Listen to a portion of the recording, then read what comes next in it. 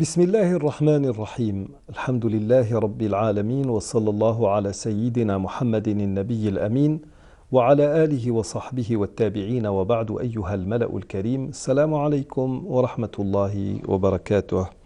Après avoir disserté sur pratiquement 4 parties de tout ce qui a trait au combat, à la violence, à tout ce qui est à l'heure actuelle imputé à l'islam, alors que l'islam et les musulmans, bien entendu, sont totalement innocents de tout cela.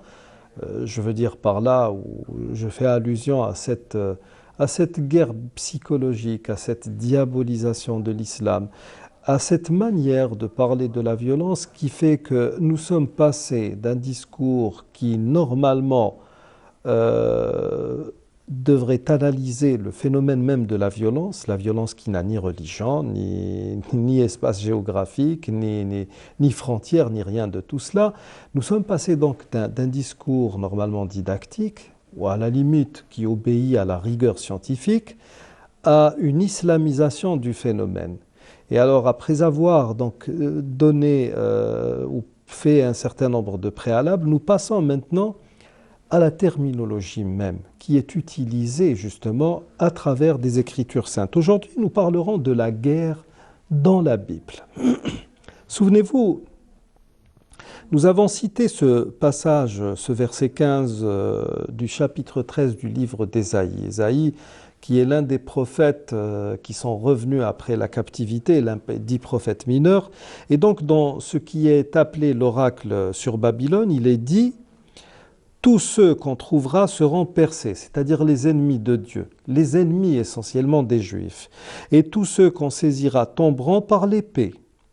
Leurs enfants seront écrasés sous leurs yeux, leurs maisons seront pillées et leurs femmes violées.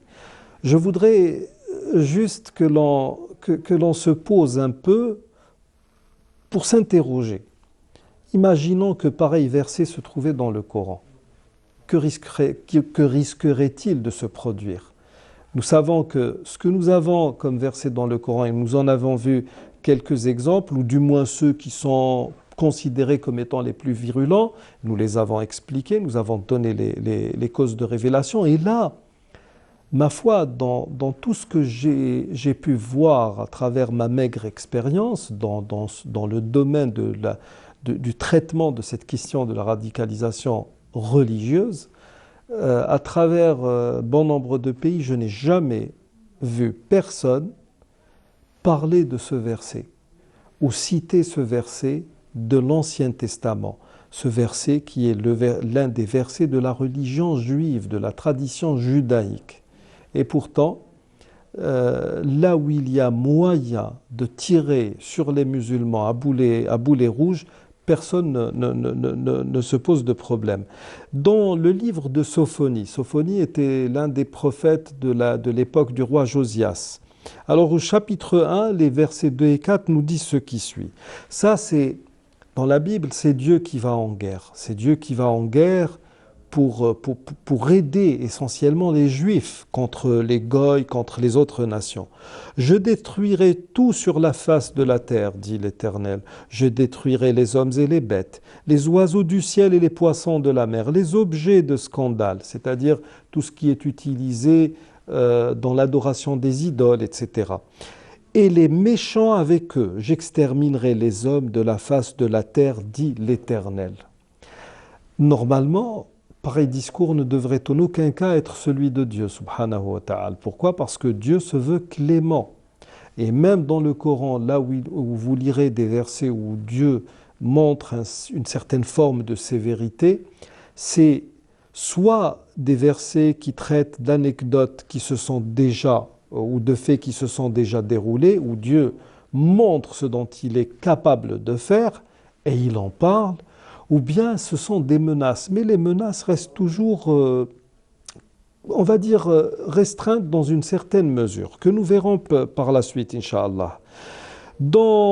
Toujours dans le livre de Sophonie, et toujours au chapitre 1er, versets 17 et 18, il y a des menaces même contre Jérusalem. Il dit: c'est normalement Dieu qui parle, l'Éternel, je mettrai les hommes dans la détresse. Ils marcheront comme des aveugles parce qu'ils ont péché contre l'Éternel. Je répandrai leur sang comme de la poussière et leur chair comme de l'ordure. Ni leur argent ni leur or ne pourront les délivrer au jour de la fureur de l'Éternel. Par le feu de sa jalousie, tout le pays sera consumé, car il détruira soudain tous les habitants du pays. Honnêtement, je suis désolé pour les Juifs, mais là, ce sont les propos d'un des rédacteurs de la Bible. Ça ne peut être que les propos d'un des rédacteurs de la Bible, avec un profil psychologique qui est très très lourd, dans la mesure où nous avons vraiment affaire à quelqu'un qui est plus que complexé. Dans le deuxième livre des Chroniques, au chapitre 25, les versets 11 et 12 nous indiquent qu'en cas de guerre,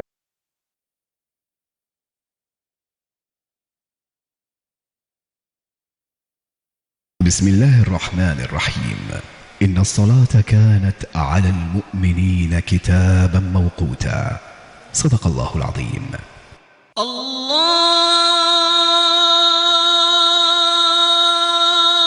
أكبر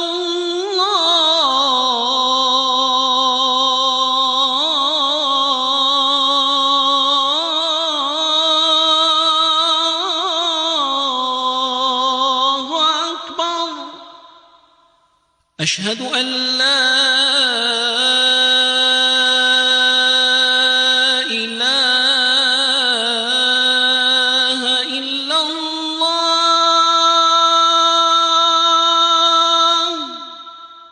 أشهد أن لا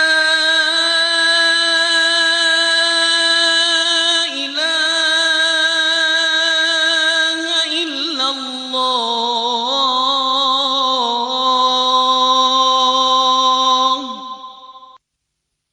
أشهد أن محمدا رسول الله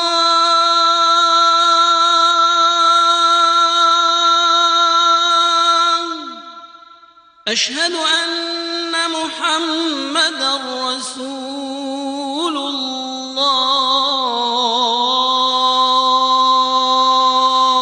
الله حي على الصلاة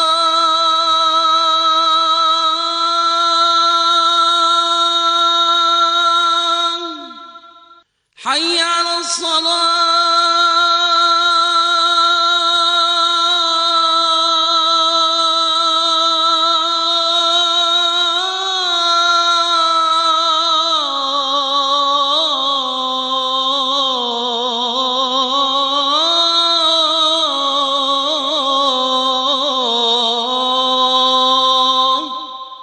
حي على الفلاح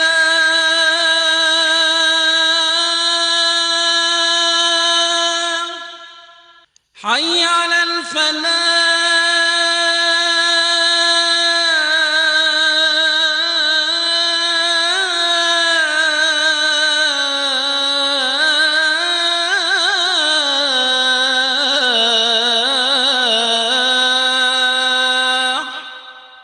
الله أكبر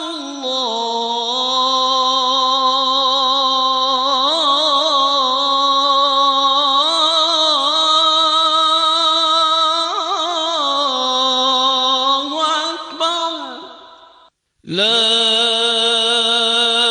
إله إلا الله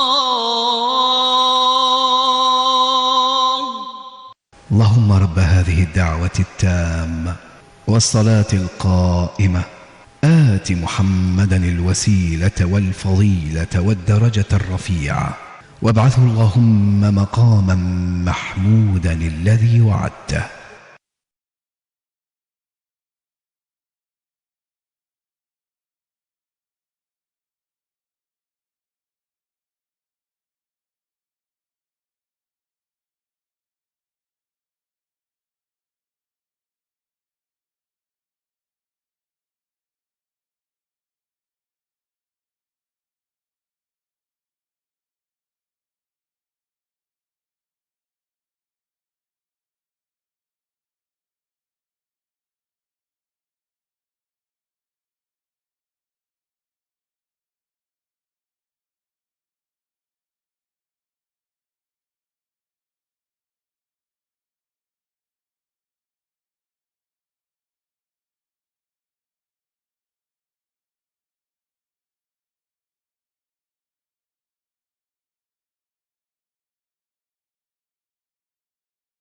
عليه وسلم: أي الأعمال أحب إلى الله؟ قال: الصلاة على وقتها. رواه البخاري.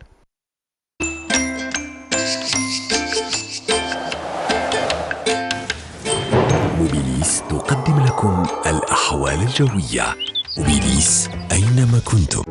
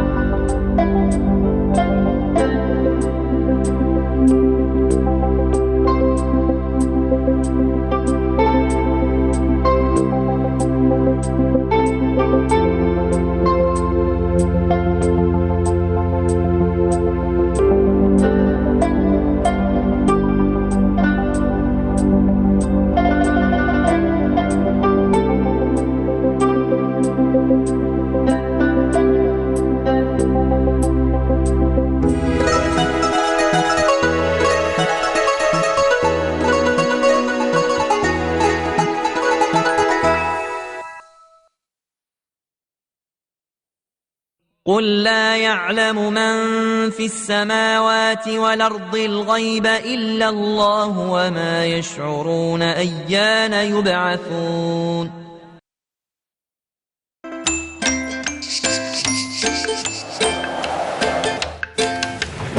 موبيليس قدمت لكم الأحوال الجوية. موبيليس أينما كنتم. Contre les Juifs, si les Juifs venaient à avoir la victoire, une bonne guerre nécessiterait qu'il n'y ait pas de blessés de guerre. C'est-à-dire que tout le monde devrait être exterminé. Voici ce que nous disent ces versets. Amatzia prit courage et conduisit son peuple. Il alla dans la vallée du sel et il battit 10 000 hommes des fils de Séhir. Et les fils de Juda en saisirent 10 000 vivants, qu'ils menèrent au sommet d'un rocher dont ils les précipitèrent et tous furent écrasés. Ça veut dire que quand on fait une guerre, on ne peut considérer comme une guerre bien menée ou bien achevée que quand il n'y a plus d'ennemis vivants après la bataille. Là, nous sommes dans des versets qui nous donnent une idée de ce qu'est la guerre et de la manière dont elle devrait être menée dans l'Ancien Testament. N'oublions pas que ces mêmes versets sont des principes ou ont fait pratiquement le socle même de la pensée de tous les groupes religieux chrétiens, notamment les croisés, les chevaliers de l'ordre de Malte, avec les croisés et les templiers essentiellement, qui étaient des gens sans pitié, qui tuaient les hommes, les femmes et les enfants sans vraiment sans scrupule, c'est-à-dire il n'y avait pas d'état d'âme dans la manière de mener la guerre. Maintenant, ça, ce que nous venons de voir, ce sont des versets qui nous décrivent l'attitude du peuple élu de Dieu ou de ces gens qui défendent la vertu, qui combattent les infidèles, comme dirait Guillaume de Tyr dans sa fameuse histoire des croisades. Et là, donc, nous sommes plein pied dans la guerre. Une guerre qui est sans pitié, sans merci, qui se fait dans une fureur aveugle. Mais il y a d'autres versets qui parlent de guerre qui se terminerait plus ou moins bien pour les ennemis si les ennemis acceptaient de devenir une sous-race. Voici ce que nous dit le Deutéronome au chapitre 20, à partir du verset 10. Il dit « Quand tu t'approcheras d'une ville pour l'attaquer », ça c'est l'Éternel qui donne ses consignes à ses représentants, ses dignes représentants. Quand tu t'approcheras d'une ville pour l'attaquer, tu lui offriras la paix. Mais en quoi consiste justement cette offre de la paix? Si elle accepte la paix et t'ouvre ses portes, tout le peuple qui s'y trouvera te sera tributaire et asservi. Tout comme le sont actuellement les peuples du tiers-monde vis-à-vis de l'Occident qui règne en maître, tout simplement. Donc ça, c'est dans le meilleur des cas.